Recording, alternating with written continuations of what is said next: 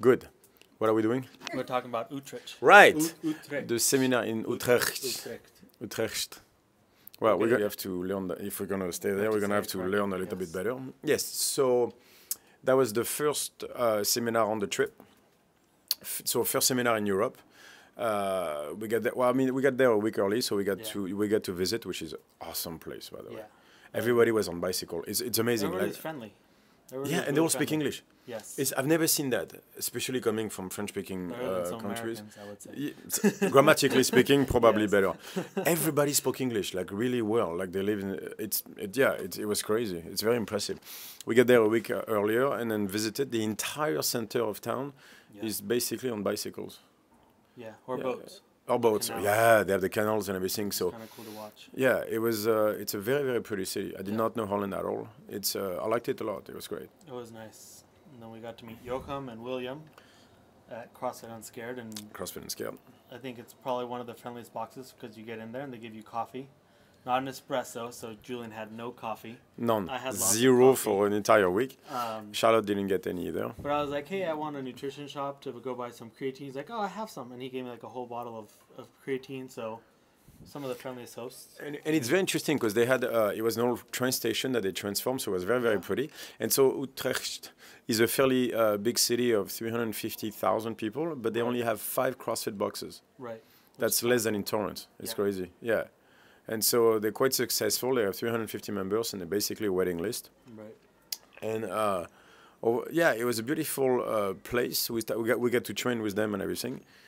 Killed them a little bit for 5 days straight. I don't think Willem would have survived us staying any longer, honestly. Well, I think he was physically, was mentally mostly happy broken. that we were Yeah, I think he was broken at the end. But so we did the seminar. So first seminar in Europe and everything. We were fresh of the ones in Torrance, and so there was quite a difference between Torrance and this one. We had people from Holland, obviously, but Sweden, Belgium, Germany. Where else? The U.S. from California, even though he lives in. Oh yeah, okay. Well, we had Nolan, who's like a flow master for Europe. So he's born and raised in California, but he's been here for 8 years, I think. Yes. Yeah, right. So he's a local now. Yeah. Overall, that was really cool. It was really good. It was a lot more theoretical. There was a lot of physiotherapists there. Right, we have 5-6 physiotherapists. They just asked a lot of the right questions. So it was a lot of theory. Very impressed. Yeah, we ended up talking a lot more. Honestly, we cut a lot of the workouts short. Ended up that we just did the big workouts at the end of the day. We were like, look, at 5 o'clock, if you guys want, we'll go outside and kill everybody, which we did. Right.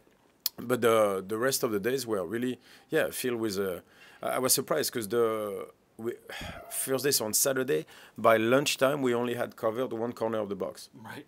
That's crazy. Yeah, I covered like what is the movement, a load, a carry, a hold, the rotations on loading patterns, and that was it. And that took us like 3-4 hours to do just that. It was great question though. Obviously, they knew their stuff. They watched all the vlogs and everything, and they had great questions. It was a great seminar for that. Very different from Torrance. Yeah, it was. The mood, everything. It was nonstop the whole time. There was a lot of talking. I know I kept looking at the clock. I'm like, we're running a little bit over schedule.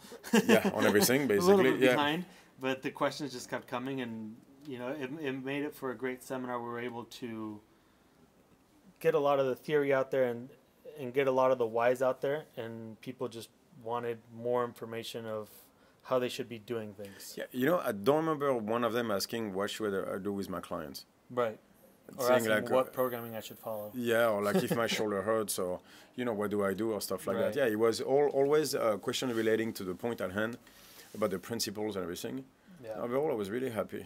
So before lunch, what we did, we did the first corner of the box. We came back, did all the other corners, finished with the primary function, and that basically took us to the entire day just to that. So just to explain the box, right? We went through the lower body openers, and that's it. It was called Down and Kill Everybody. It was kind of funny because right before we did that, I had a talk about intensity and its importance and everything. So they were very pumped going into this, but I don't think they understood how hard it was going to be. Yeah. And how bad we were going to push them, because we had one guy that thought he was dying basically.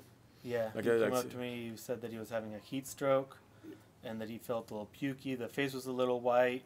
And so I said, you're done. I mean, like, just go sit down, and if you need a puke, go puke. But, I did that same exact thing on Monday. Yeah, exactly. You know, I was on the corner over there puking. Yeah, he was looking, going like, no, but this is not normal. I don't feel right. I was like, yeah, I know. Right. No, you don't understand. So, no, I do. Yeah. But yeah, he kept going like, am I supposed to feel like that? I was like, yeah, pretty much, yeah.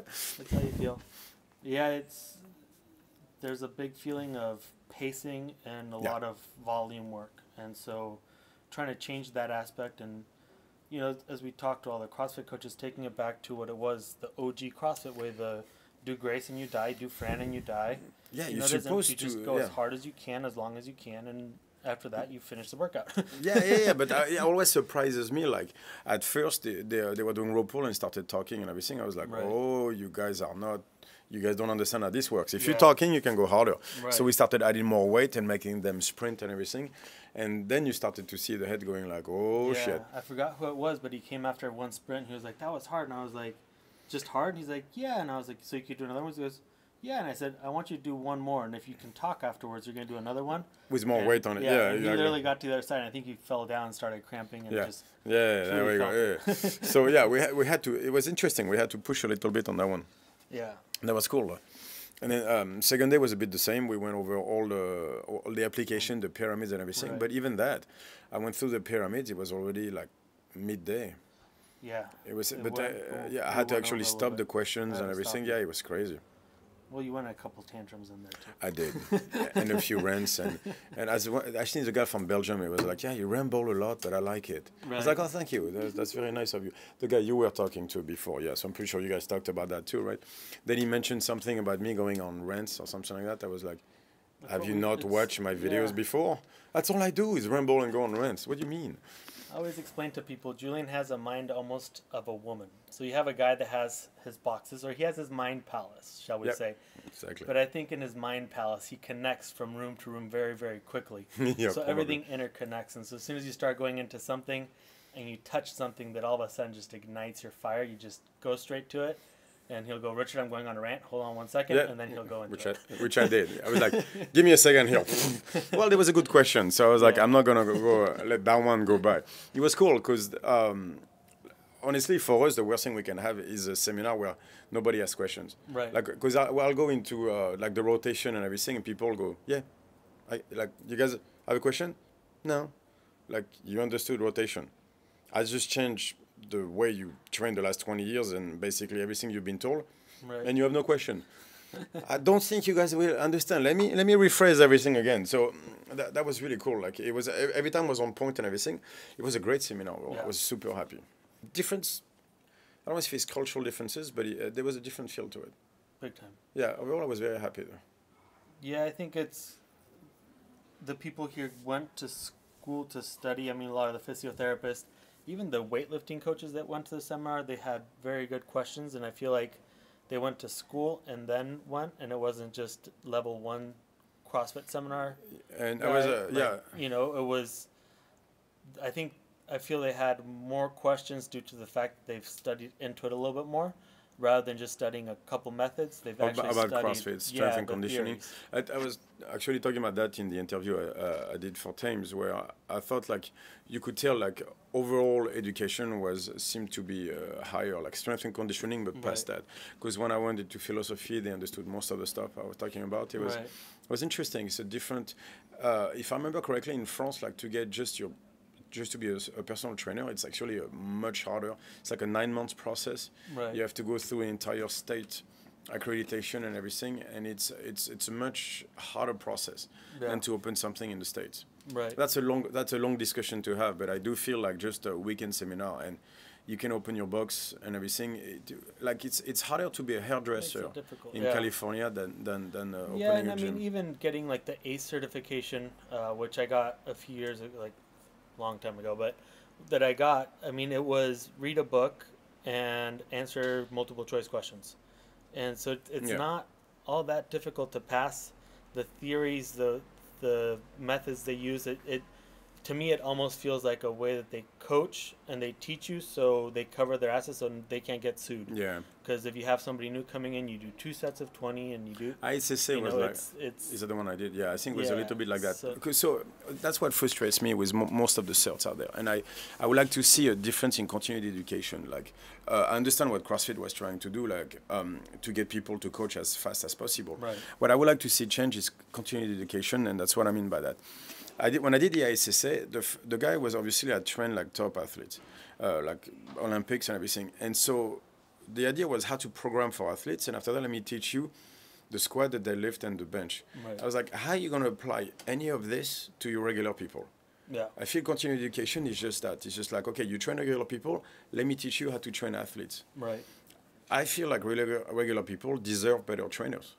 Coaches, basically. Why are we going for, if you're good at training regular people, you should move on to training athletes. Right. What's wrong with training regular people? They make 99% of the crowd anyway. Yeah. There's plenty of people for the NFL and everything, so what? Regular people deserve to not feel pain just as much, if not more than anybody else. Right. And that's always been my problem with those certs and the continuing education. Like the certs ISSA, the level 2 is the masters toward, again, better programming for top athletes. What about learning? Because I was saying that on Facebook today about rotation and everything. They're like, well, I just teach my people how to hinge. I'm like, that's great. What if he can't? Right. Well, when they need to cut left, I just teach them how to cut. Yeah, that's a football player. What if you have a 40-year-old guy who will never cut because he blew up his knee? What if he's not at that level? What if he doesn't know how to squat correctly? If you don't understand the basics of movement, which is rotation, how are you going to teach that? So I would like to see, that's why we're doing all this, is to push that continued education toward just helping regular people.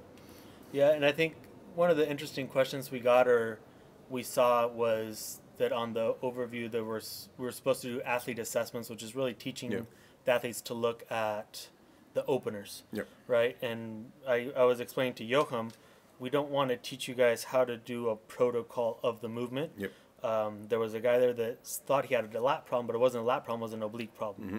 And so his oblique and his glutes weren't firing, hence his lat kept disengaging. And I was like, if we would have just taught you that this is what you do, and if you see the shoulder raise, it means it's a lat problem, you're really starting to miss the point. Yeah, it's far more complex. People think that it's just a simple assumption that if something is moving in a certain way, that you can assume it's this, but it really isn't. I mean, no, for that's me, just one step. Maybe there was maybe there's a second step to it. So I think that, as we go through the seminars, we're teaching you guys how to assess people, but not what to assume if you see something happen. Yeah, and what tools we don't want to create a system where it's like, well, this is how you assess people. Right. Again, this is not to tell you what to do, it's to tell you how to do it. I feel people got it, though. Yeah. Last weekend, like they were really asking questions about the system so they could take that and go home and try to become better coaches. One of the questions I was very happy about is the couple from Sweden. Yeah. They were like, how the hell am I going to go home and tell my coaches that, first of all, everything I taught them was wrong. Right. And second of all, we're going to change all that stuff. I was like, thank you. You understood. Yeah. I was like, yeah, that's exactly the question. How are you going to go home? First of all, you're going to study it. Right. On your own, you're going to understand what I'm talking about, make up your own method, and then decide whether it's for you to coach or not, if I'm right or wrong. But I thought that was great because I was like, you understand everything we talked about. And the point about, by the way, acknowledging that you're wrong.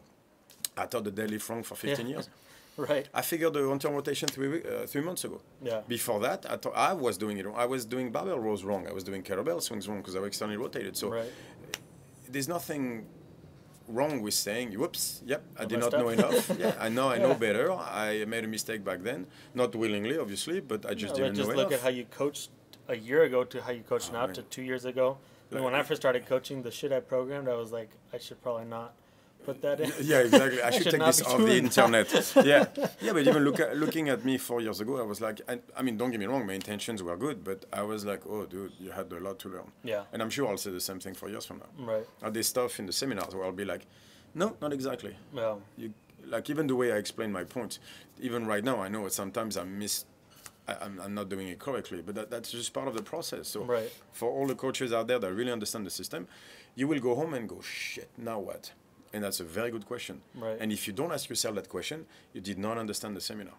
True.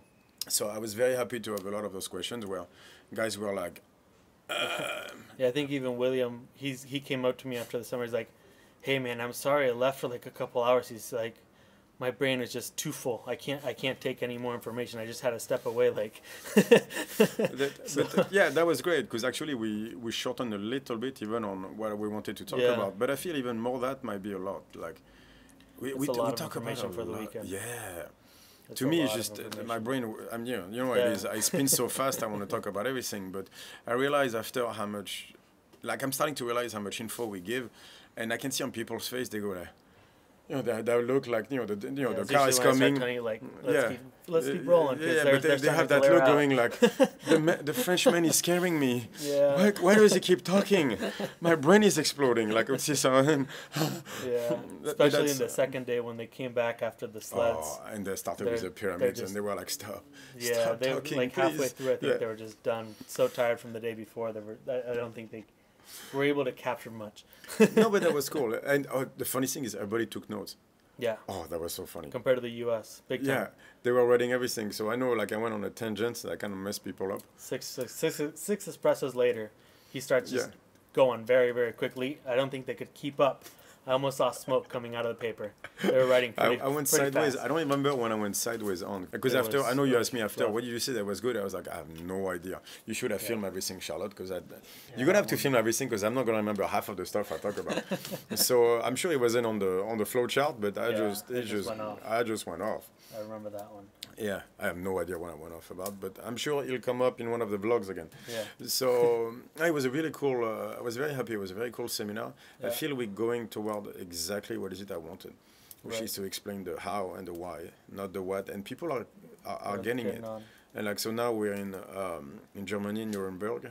But funny thing on this trip is we have a lot of HQ coaches. Yeah. Like level we have, 1. What, 3 or 4 in this one? Well, we have at least 3 on this one, if not 4. Yeah. We had Nolan on the last one.